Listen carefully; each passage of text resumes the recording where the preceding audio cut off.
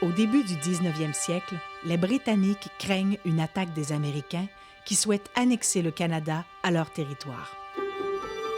Devant cette menace, les Britanniques décident de construire 4 tours Martello à Québec.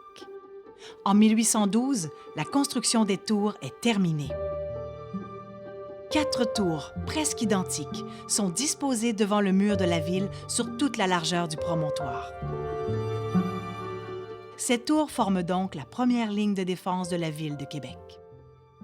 Les tours 1 et 4 sont plus petites. 12 soldats, spécialement des artilleurs, peuvent y vivre. Les tours 2 et 3, plus grandes, accueillent pour leur part une vingtaine de soldats. L'unique accès à la tour est situé à l'étage et orienté vers la ville. Entrons dans la tour Martello 1 et découvrons comment les soldats y vivent en 1812. En entrant, les soldats déposent leurs fusils sur un support en bois autour de la colonne centrale.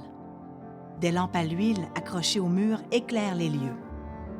La caserne est la pièce principale de la tour. Les soldats y dorment, y mangent et y passent leur temps libre.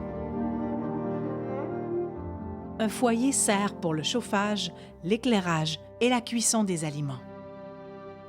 On trouve aussi 2 embrasures dans lesquelles sont installés de petits canons qui permettent de protéger l'espace entre les tours.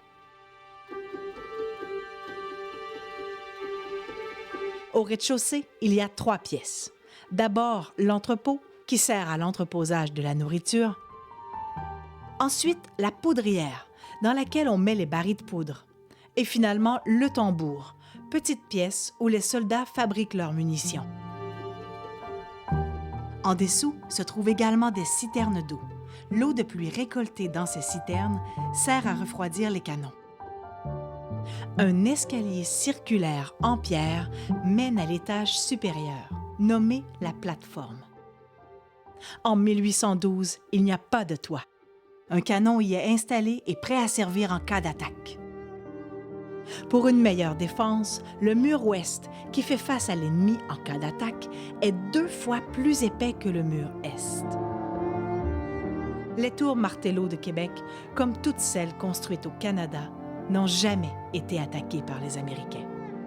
Elles n'en demeurent pas moins un vestige important de la vie militaire entourant la guerre de 1812.